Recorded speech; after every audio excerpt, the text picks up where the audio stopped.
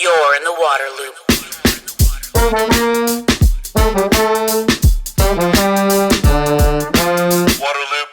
Waterloop. Welcome to Waterloop, the podcast helping water leaders to discover solutions and drive change. I'm the host, Travis Loop.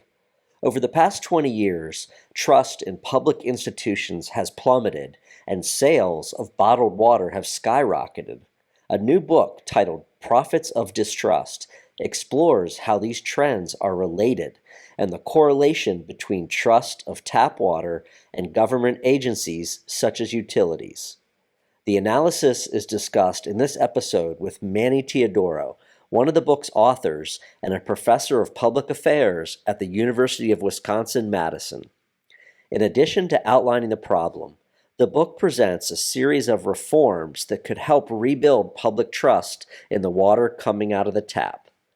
Manny talks about several of them, including consolidation of utilities, enforcement of the Safe Drinking Water Act, improving customer confidence reports, paying attention to the taste of tap water, and providing universal service across America.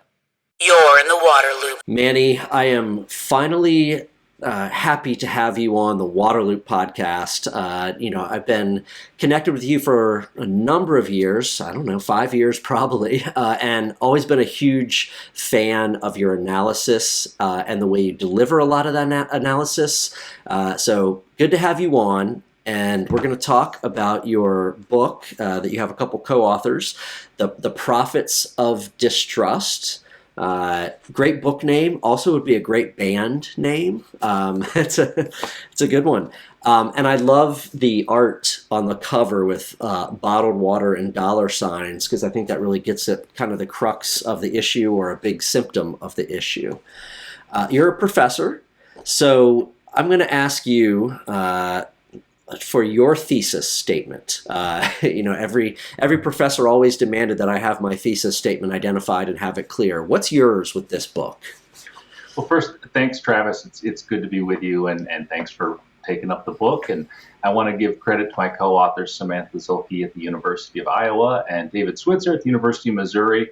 Wonderful working with them on that project. So the book's basic thesis statement is that the choices that people make about the water that they drink reveal something deeper about their relationship with government and their trust in democracy. It's because tap water, or I should just say drinking water in general, drinking water represents a deeply intimate and trusting kind of decision. To trust tap water is to trust the whole suite of institutions that created that tap water and provided it to you. To distrust tap water is to distrust those same institutions. So we think that those choices people make about drinking water reflect something deeper about their relationship with the state. It's also very timely, I think, in our country these days, where public trust in government is low overall. Could you talk a little bit about why that is? Why public trust in water is so low? They go hand in hand. Sure. Yeah, they're one and the same, really. This is probably not a surprise to anyone who will be listening to this podcast, but trust in all institutions in the United States is very low right now. Trust in government is especially low. It's actually the lowest it's been since political scientists have been tracking it, really since the 1950s. So trust in all institutions is low, but especially in government institutions. Now, that has direct implications for drinking water in a few different ways. First of all, about 85% of Americans get their drinking water from a government. Most of us get our water service from a local government. So there's just automatically a little bit of distrust by association. But then also all water systems are supposed to be regulated by government. Whether they are regulated adequately or not is kind of a different question, but they're all supposed to be regulated by government. So when we experience problems with our tap water, or more importantly, when we observe problems with tap water, even in other communities, that undermines trust in government. And people who are already politically alienated and already predisposed to distrust government are sort of prone to believing that their own tap water is contaminated. And so when a tap water failure happens in some place like Flint or Jackson, Mississippi, or more recently in East Palestine, Ohio, people witness those things through the sort of through the lens of their expectations about government in general. So the people who are most politically alienated are the most likely to believe that their tap water is contaminated. We live in this moment then when commercial products, for whatever reason, tend to enjoy greater legitimacy than government products. Whether that legitimacy is deserved or not, people believe that if they pay for a commercial product, it must be better. And so we see this sort of simultaneous growth of the bottled water industry and a decline of trust in tap water. Yeah, it's interesting. Really, nobody I ever talked to that's not in the water space, they have no idea that tap water is regulated by the US EPA, and they've got to meet over 90 standards. They've got to test on just like a daily or more frequent basis. And then bottled water is the FDA, and like maybe once a month or something, and it's like way less rigorous. And people have they have no idea. The regular people I talk to. I was astonished in your book at the chart that shows public trust in government going down at the same time and at like the same rate that sales of bottled water went up, right? And it's like over the past 2 decades. Could you just dig? And then I think it was like $25 billion that Americans spent or more on bottled water. That's far more than okay. that. That's the retail revenue wholesale revenue as of about 3 or 4 years ago. Almost certainly that number is north of $40 billion a year now. And I think it's important to keep that number in mind just to give a sense of scale. You know, the water sector has been running around, water sector leaders have been sort of running around spiking the ball over the bipartisan infrastructure law, which gave $55 billion to the water sector. Now, that's a lot of money. And I don't want to discount that. That's a lot of money. It works out to $11 billion a year over 5 years. Now, over that same period of time, Americans are going to spend almost 4 times that much on bottled water. Wow. And that's not to say anything of home filtration systems or kiosks that you see in the supermarket or home delivery services or any number of the other alternatives out there. So we have to sort of keep the scale in mind here. If you look at the total revenue for all drinking water service in the United States, all of the utilities in the United States, it's probably something like $80 billion a year. America spends $40 billion a year on bottled water. Wow. So, the thing that I think that reveals a number of things. One is it's clear that Americans are willing to pay for what they perceive to be high quality water. And that it also reveals that they perceive the product that comes out of the plastic bottle to be superior to the product that comes from their tap. Huh. It's unreal. So that I am going to chew on those numbers there. That's incredible that how much more is being spent on bottled water than is being given out in this big, huge infrastructure, this historic level of funding. Obviously, imagine if you could convert those bottled water sales or a significant portion of them into utility revenue or infrastructure investment, right? That would have an incredible impact. What's the impact on consumers of this choice, of this distrust in public water? I mean, clearly it's got enormous affordability impacts, first and foremost, and those impacts do not fall uniformly on the entire population. I think this is so important, right?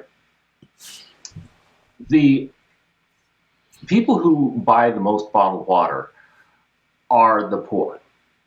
Low-income populations, racial and ethnic minority populations are far more likely to drink bottled water as their primary source of drinking water relative to more affluent and whiter populations. So paradoxically, the least wealthy among us are spending the most for their drinking water. Bottled water costs about 200 times the price of tap water on average, and that's a conservative estimate. That's based on the price of the large cases of water from Walmart, Costco, or whatnot. It's enormously expensive. if you want to give your family of four the recommended daily water intake, it's going to cost you between $100 and $150 a month just for bottled water. Well, people are upset about the affordability of water, tap water service that costs $50, $60, $70 a month, and yet consumers, especially low-income consumers, are going out and spending twice that much a month on bottled water. So there are serious impacts for affordability, and we haven't even started talking about things, the ecological impact of bottled water, which are those ecological impacts are enormous. Bottled water has a huge carbon footprint compared with tap water. It's the bottles themselves create a disposal problem. So there are just all kinds of problems with the bottled water industry for the world, and especially for tap water utilities. I want to talk about this for just 1 second. Yeah, go ahead. Because I think for a long time, water sector leaders were slow to recognize that bottled water is a threat to the utility business model, and it was easy to dismiss bottled water because, look, the water that we actually drink, the water that people put in their bodies out of the tap, is a minuscule percentage of the water that a typical utility sells. It's a rounding error. It's a small volume. So it's not like utilities are going to lose a lot of sales revenue because people are drinking bottled water. But where it comes back to bite a utility is in public support for infrastructure investment. One of the really surprising things we found in Profits of Distrust is that bottled water drinkers are significantly less supportive of public investments in water infrastructure. And that was a little bit surprising because you can think about the logic running in a couple of different ways. If I'm unhappy with my tap water, I have a couple of different rational responses. One is that if the government asks me for more investment, I can say, yes, please spend more. Please improve this system so it'll improve my service. That's one potential response.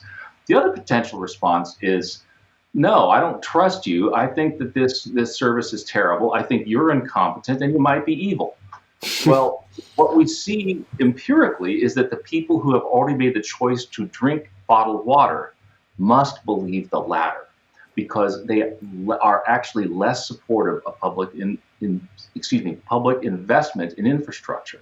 That tells us that people who are dissatisfied with their tap water service are not willing to pay more to improve that service. And the only explanation for that has to be that they just don't trust the institutions that are providing the service. I think in your book, you've made it clear that the distrust is largely misplaced. There are water issues, there are quality issues, there's Jackson, there's Flint, there's East Palestine, there's certainly things that happen. But I think you make the point that by and large, public tap water is of a high quality and doesn't merit the level of distrust that's placed. Is that right? That's right. And unfortunately, though, those high-profile failures affect behavior everywhere. I mentioned this a little bit earlier. One of the huge findings of our book is that distrust of tap water is contagious. And so failure anywhere undermines trust everywhere. That people nationally respond to the Flint water crisis. They respond to the Jackson, Mississippi situation, even when they live hundreds or thousands of miles away. And the vectors that distrust are not geographic space or common source water, but rather common social identity. So people who saw Flint or Jackson or East Palestine, they saw folks who looked like themselves. They could identify with those folks. So if I see Jackson or Flint, these are majority black cities. They have high poverty rates. And so non-white populations and poorer populations in other parts of the country responded in ways that suggested that they identified with those folks in those cities that were far away. East Palestine, Ohio. That's another low-income region, the eastern part of Ohio. It's kind of an Appalachian region of Ohio, and again, low-income populations across the country could identify with the people who are suffering in that situation.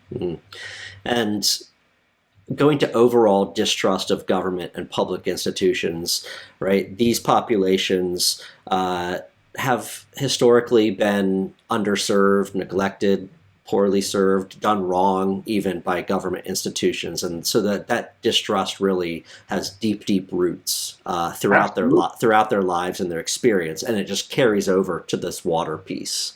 Yeah, that's right. And so people aren't crazy. Our theory is not that people are crazy or stupid, right? This is not if your theory is that people are crazy, then you don't really have a theory, right? That's not. Our argument is not that people are crazy or stupid. Our argument is that people are rational. And if you're part of a population that has been alienated, shut out from the institutions of power for generations, it is not crazy and it is not stupid for you to be wary of those institutions. So when people from the government that you don't trust come along and tell you, hey, the water's fine, it's perfectly fine for you. Well, you're not crazy to be a little bit suspicious of that. And then meanwhile, the people who tend to be advantaged in our society, the most politically powerful in our society, tend to trust the tap water, which is why you have this strange situation where the most affluent people in the United States are far more likely to drink unfiltered tap water, and the least affluent among us are most likely to drink the most expensive commercial products. Yeah, and that was an interesting point about affordability earlier. Maybe there isn't as much of an affordability challenge as it's more of a allocation of household resources to buy water challenge in some places, right? Because people are paying that water bill for their bath, their shower, or whatever, but then they're spending $100 and something a month on bottled water. They could have things balanced out. I'm not making a totally broad sweeping generalization here, right? But there's something to that a little bit. There absolutely is, Travis. I'm glad you brought that up, because all of our conversations around affordability in the water sector, and there are a lot of conversations, I've been involved in a lot of them. Yeah. They are focused entirely on the bill that people pay to their water and sewer utilities. Now, of course, that's important. Those bills are big, they're regular, people have to pay them. But we need to take a more holistic view of affordability to include the entire suite of products and services that people are buying under the heading of water. So if we started bundling in bottled water consumption, bottled water spending alongside the water and sewer bills that people pay to their utilities, suddenly the outlook looks a lot different. Right now, our questions about the trade-offs between investment and operations on one hand and affordability on the other look a lot different, right? And I want to emphasize this, because we do poor people in this country no favors by underinvesting in their water and sewer systems because they can't afford it. This is one of my pet peeves. Is when we say, well, gosh, we're not gonna comply with the Clean Water Act in this town over here, or we're gonna put off compliance 10 or 20 or 30 years because they can't afford it. Or we're not going to demand rigorous testing or treatment or upkeep of distribution systems in this community over here because they can't afford it. Well, what are we really saying there?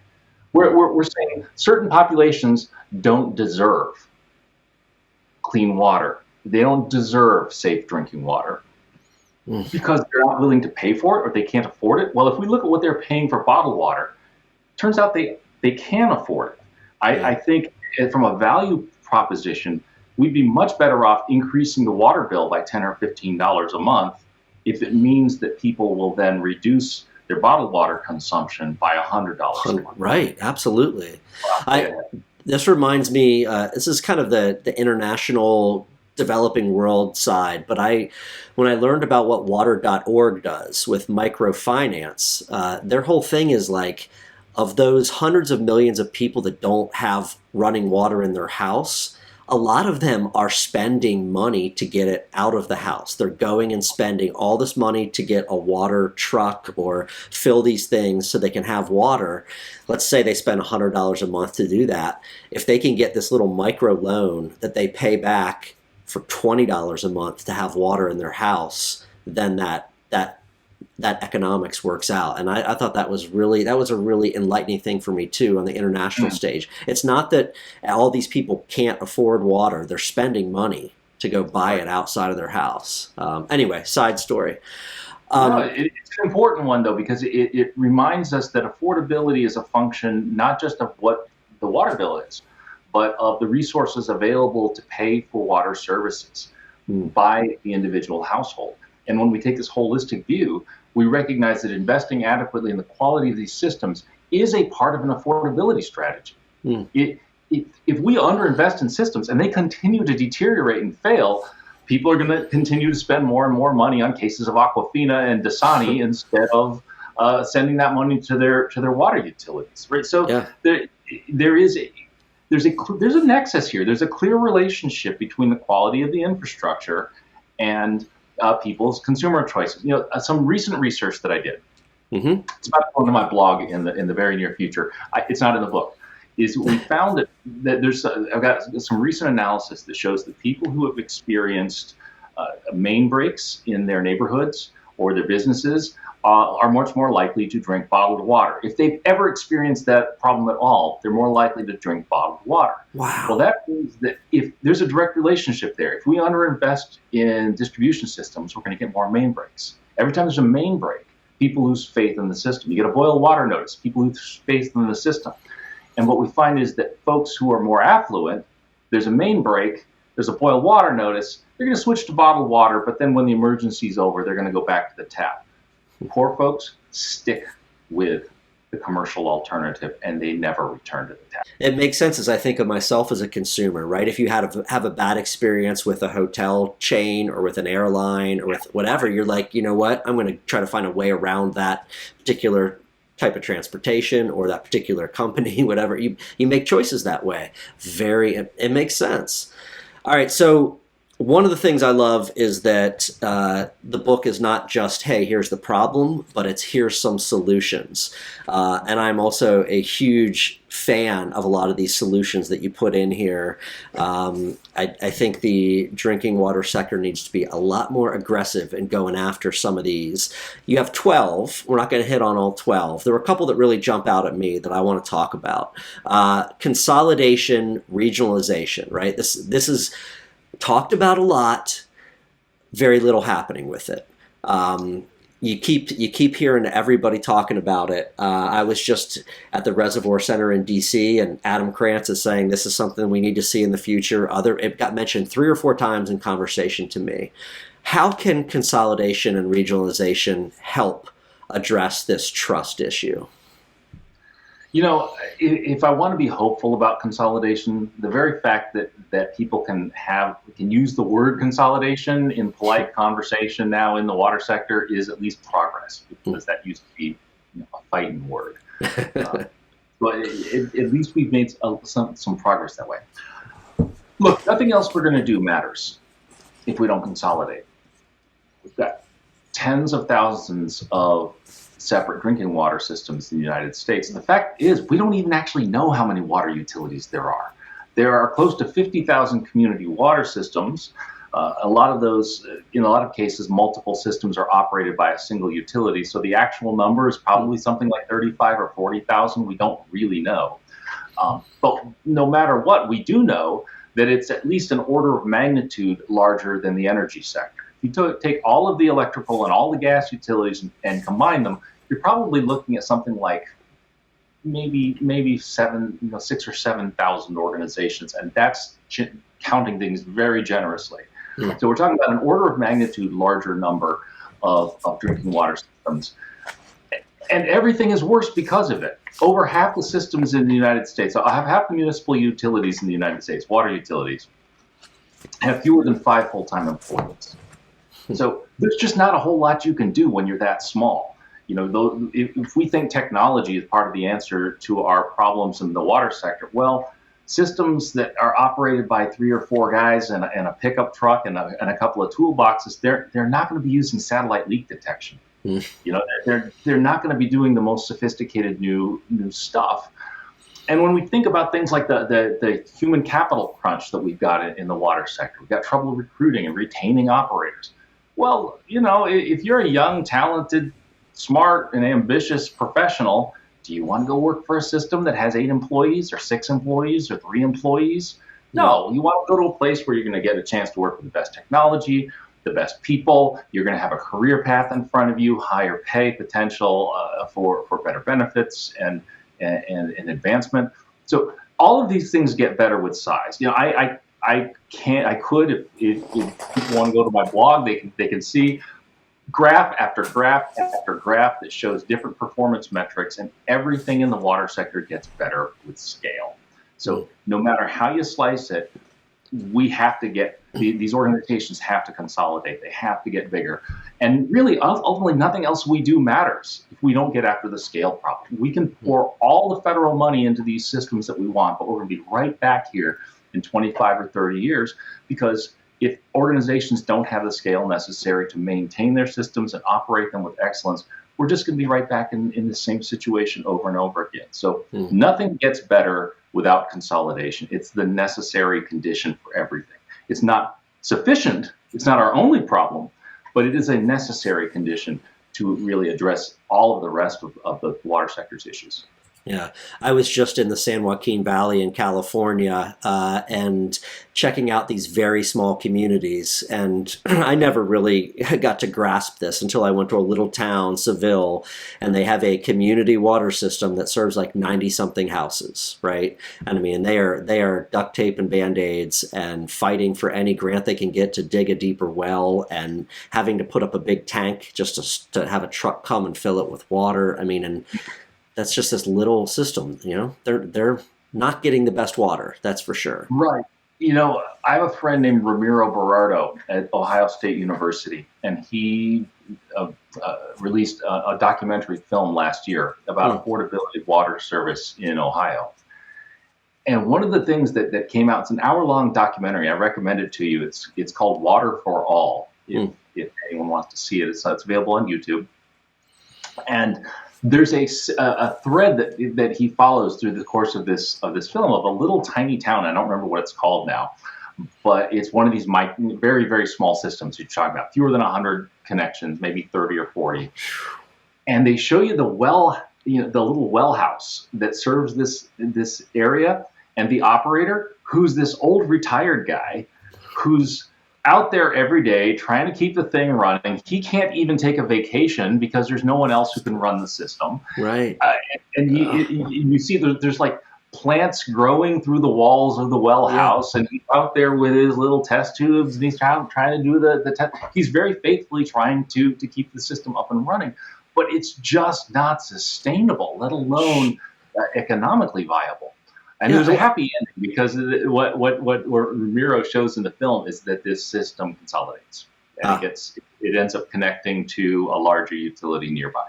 And there's this kind of celebratory moment where they cap this well and knock over the old well house, and the guy's like, I get to finally take a vacation. It's a happy ending. But we've got thousands of those across the country. Other reform you talk about in your book is regulatory implementation and the Safe Drinking Water Act.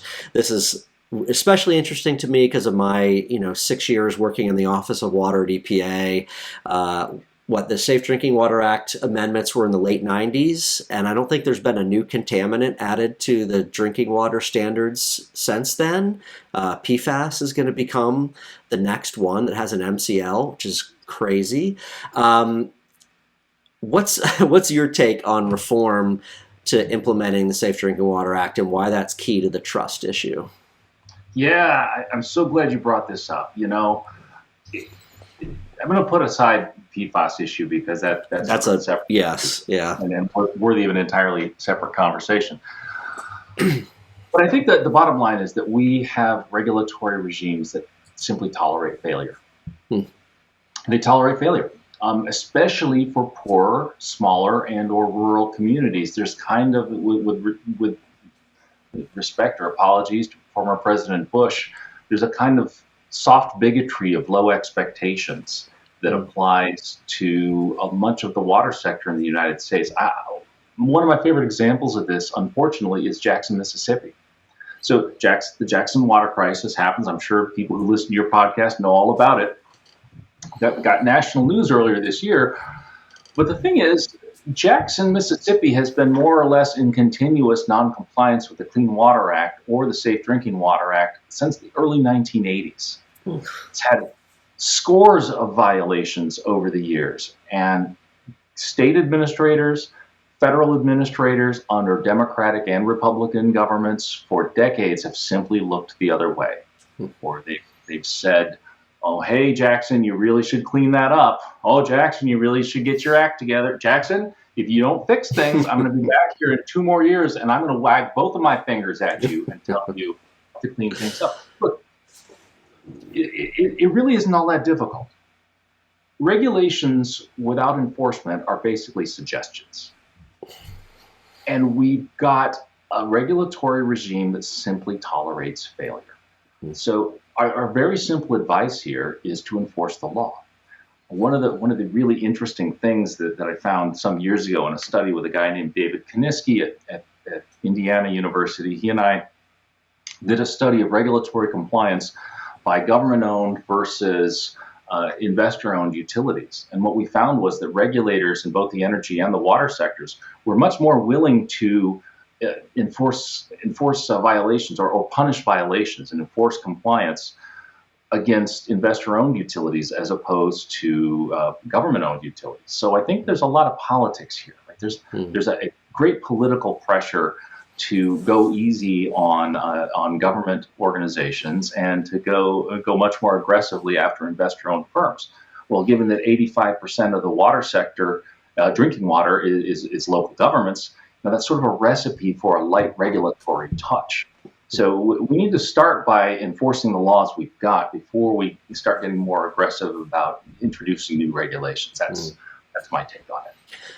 What would that look like, though, for these smaller water systems that are under-resourced, that have a lot of vacancies, that can't afford to upgrade their infrastructure? How does that work? How do you kind of force compliance there, or penalize them, or get them up to speed in that kind of situation? Yeah, you got to consolidate. There's no other way around it. I mean, there really is not any other sustainable way around it. And we're right back to the earlier conversation about consolidation. Look, a lot of states have given their regulatory officials the legal capacity to compel consolidation. The actual cases of consolidation, compelled consolidation, are vanishingly small. It's all carrot and no stick. Right, and even then, the carrots are sort of half-hearted carrots in a lot of cases. But look, we're at this moment. I want to be positive. We're at this moment where we can do some different things. The great federal largesse that's come down with the IIJA in the bipartisan infrastructure law has that federal money has given state agencies a tremendous lever if they want to use it to drive consolidation, to say, hey, your system's a mess here, and we're going to help you fix it, but only if you consolidate.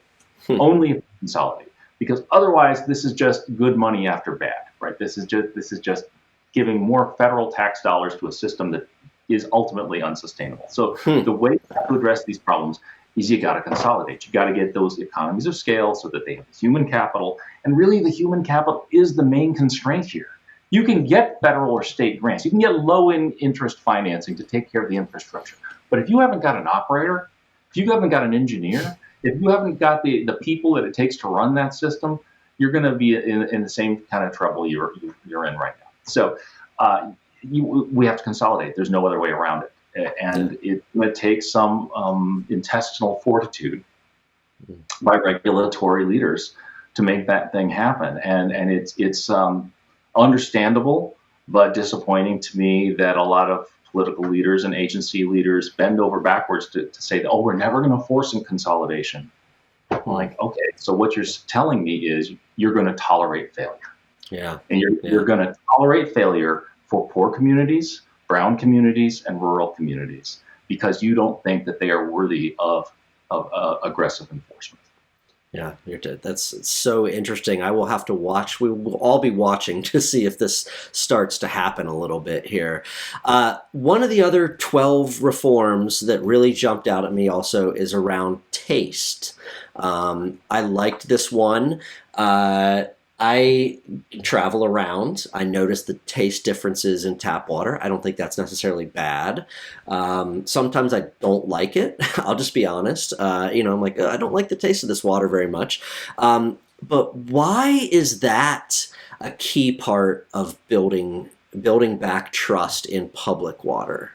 Yeah, I'm so glad you brought this up too. I keep saying this. Yeah, look, I think we grossly, the people who work in the water sector grossly underappreciate how important aesthetics are to customer perceptions. Your customers are. Let me share some bad news that may come as a surprise to people who listen to your show. Your customers do not read their consumer confidence reports. Dun, dun, dun. Right. Yeah. And if they do, they probably don't understand them. And unfortunately, we've got some pretty good empirical evidence that the CCRs actually reduce trust. They actually make confidence lower because they're so darn difficult to read, and you feel like you have to have a PhD in chemistry to understand what's going on with them. So when we ignore aesthetics, we're sort of telling the customer, hey, believe our CCR, not your lying eyes and your lying nose and your lying taste buds, right? Look, we're a species who's evolved for millennia, for tens of thousands of years. Our species survived because we tended to eat things that looked good, tasted good, and smelled good. And we tended to avoid things that tasted bad and smelled bad and looked bad. So you can tell people all day and night that their tap water is meeting or exceeding all federal safety requirements. But if it's full of iron, so there's brown stuff coming out of the tap, they are not going to believe you. The way things look, the way things taste, the way things smell, consistently affects trust in tap water, consistently affect trust in government. We found that in the book. We've done subsequent research that shows the same thing, that people are much more concerned about or much more likely to react to the way that their water looks, tastes, and smells. And I'm not an expert on tap water aesthetics. The people who are tell me that most folks think that water should taste like whatever they drank growing up. So whatever your hometown's water is, that's what water should taste like to you. So you go to a different part of the country, and they're on a different groundwater source, or they got a surface water source that's different from where you grew up. It's going to taste weird to you. Maybe it's going to taste bad to you. That's kind of understandable. The bottom line, though, is that utilities really do need to take aesthetics seriously. I think there's overwhelming kind of paradigm in the water sector that if it's not a safe drinking water health contaminant, we don't have to worry about it. Well, your customers are worrying about it, and it's your customers are going to develop their trust or distrust in your utility based on the aesthetic qualities of what's coming out of the tap. So I think we need to take those very much more seriously. I'm not ready to sit here and say we ought to make mandatory, make secondary standards mandatory the way we do primary standards. I am suggesting, however, that utility leaders who care about public trust need to start by looking at their secondary contaminants. Get the iron and the pH and the zinc and manganese, all these things that we consider sort of secondary, to the point where people sort of like almost literally wave their hands and brush it off. It's not important. No, it is important. Yeah. It is important if trust is important. Yeah, there's a community I go to regularly, and I when I go to a restaurant, I don't take the tap water. I don't get bottled water, but I'll get a soda or a tea or something like that, because I'm like, I can't drink that water. It tastes really bad. Just being honest here. Just being honest. In Wisconsin, most of our communities are on groundwater, and just the quality of the geology around here, a lot of that groundwater is very hard. Personally, my water rates are very, very low where I live. I would personally be very happy to pay $5 or $10 more a month if they would soften the water in the plant. Interesting. Instead of forcing every homeowner in the city to get a water softener and put salt in it and maintain that system. That would be something nice if my utility would do, but because it's not a primary standard, hardness is not a primary standard. just don't take it seriously. And back to the bigger point, some people out there choose bottled water, even at home, because they don't like the taste of their tap water, right? That's kind of one of the drivers there. Yeah, it is. But it is also important to note that when subject to blind taste testing, most of the time, most consumers cannot tell the difference between bottled water and tap water. Very interesting. A common sort of narrative that people prefer the taste. And look, and that might be true. And there might be some places where the tap water really does have a very, very strong taste. In some parts of sometimes of the year, places that have surface water systems are going to get that weird flavor because there's a lot of rainwater flushing stuff into the ground, the surface water sources. So weird things can happen.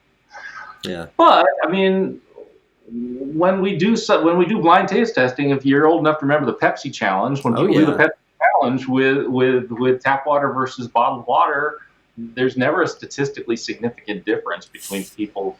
Very interesting. One of the things I've had in my head, and is going to become a little bit of a crusade in some ways, I'm like, I don't understand why some utilities aren't canning their water or something to have at local festivals, to have at local concerts, to have at community events, instead of like liquid death cans coming from the Alps. This comes from the Alps. And Travis, people are buying a product that's literally called death. I mean, we have a branding problem in American water utilities. If people are buying a can that says death, liquid death, and I'll buy this can at concerts here, probably $8, and it comes all the way from the Alps, and everyone's drinking it. Yeah, crazy. You mentioned consumer confidence reports. This is another pet peeve area of mine as a communicator. It's insane to me the paper that people get they can't understand it. I understand why they can't. I have to concentrate when I look at a lot of those things. It only comes once a year. I know that's the requirement, but I'm like, why are these not pretty? Why are they not in 5th grade language? Why don't they have big graphics? Why don't they come to people on a more regular basis? Why aren't they coming in an email? Why aren't they coming in a text message? Like, why are utilities still not doing this? So I'll let you take it from there. Sure. Lots of thoughts on CCRs. Yeah, I think the answer to your last question, why aren't they, is because they don't have to. So let me start with this. The overarching paradigm that dominates so much of water sector management is regulatory compliance. Everything we do is built around regulatory compliance. It's not around excellence. It's not around doing great work. It's around not failing, like making sure you do everything that you're supposed to do, and make sure you do no more than what is required. So what the Safe Drinking Water Act amendments from the 1990s say is, thou shalt have a consumer confidence report at least once a year. And so that's what they do. They have a consumer confidence report once a year, and they do the absolute minimum that EPA or their state regulators require of them, and that's all they do, because that's all they have to do. And there's not any incentive to do better. In terms of the design, obviously we would like to do better than their 8.5 by 11 double-sided small print black and white piece of paper that's full of a table with chemical names that I don't recognize and numbers that I don't know how to interpret. It's a terrible thing that most utilities are putting out. Look, one of the challenges here right now is that we know that doesn't work very well. Right? There's been a couple of nice little studies that show that those CCRs just don't work. In fact, they make people less confident in their tap water. What we don't know is really what does work. And it's been inspiring over the last few years to see a few utilities, I wish there were more, but a few utilities do some interesting and better things with those consumer confidence reports. They're trying some of the things you talked about.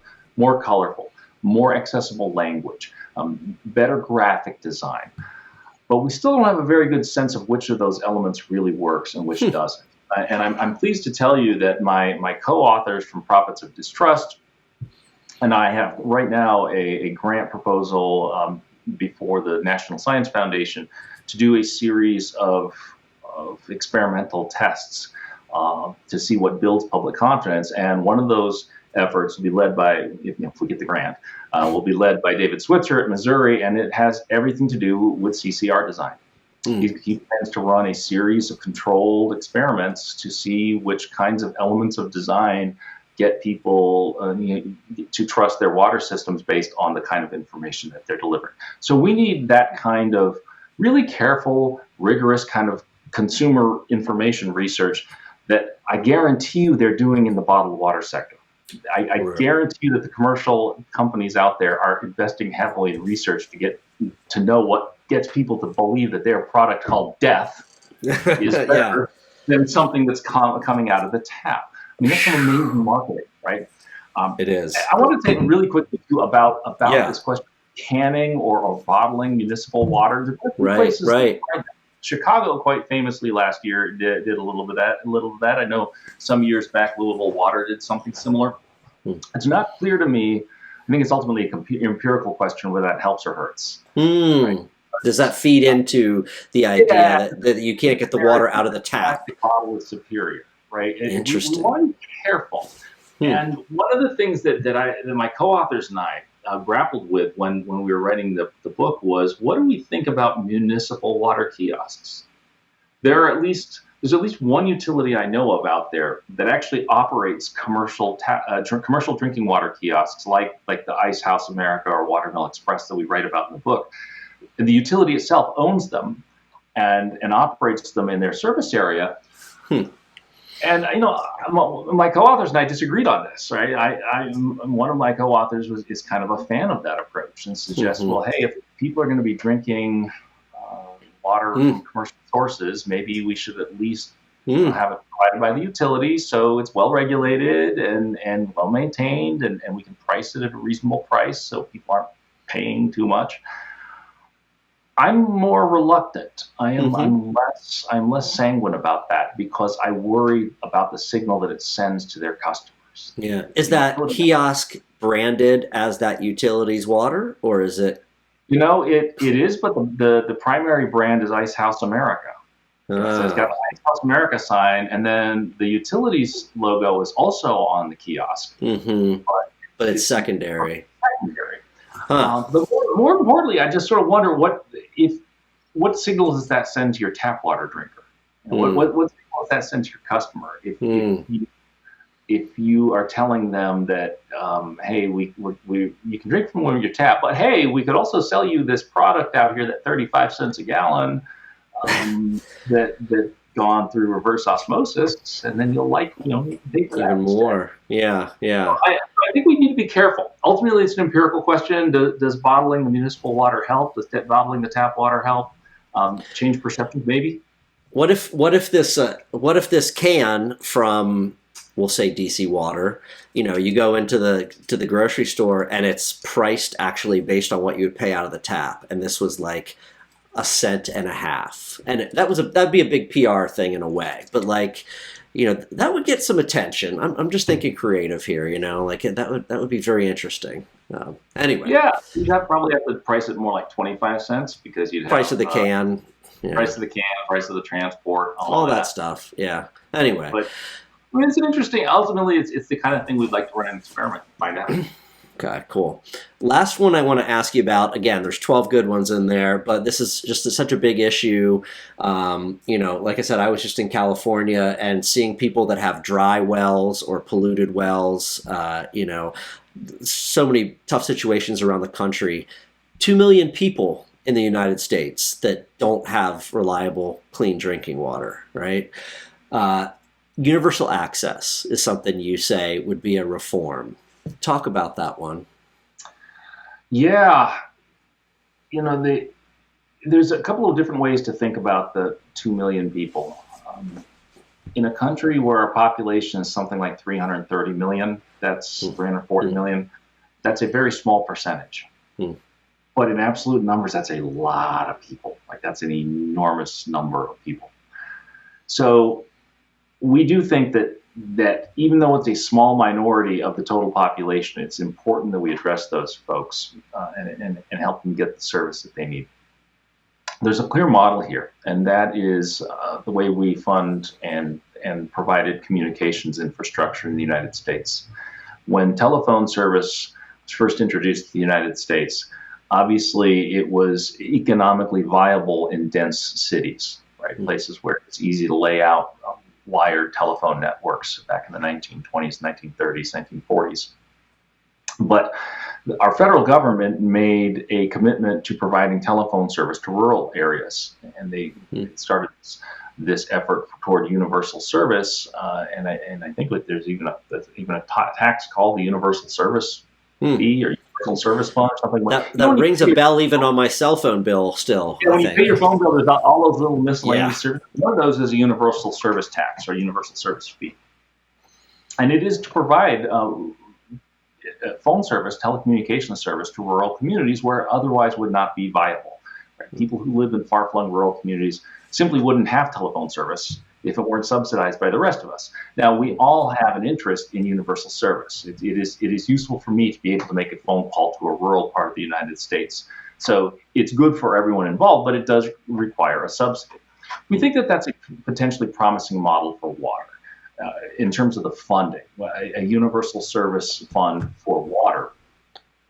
However, the way we deliver it will also require some institutional changes. We started this part of the conversation with consolidation, and a kind of organizational or management consolidation is going to be required to reach those rural communities as well. We need to look at alternative technologies. We need to look at sort of distributed technologies, point of entry services, in some cases maybe point of use water treatment that run by centralized systems, centralized organizations. I mean, there are all kinds of different approaches, but I think we need to start with this universal funding model to reach these underserved communities and these very sparsely populated parts of the United States, and then be creative about the way we organize and the way we deliver that service.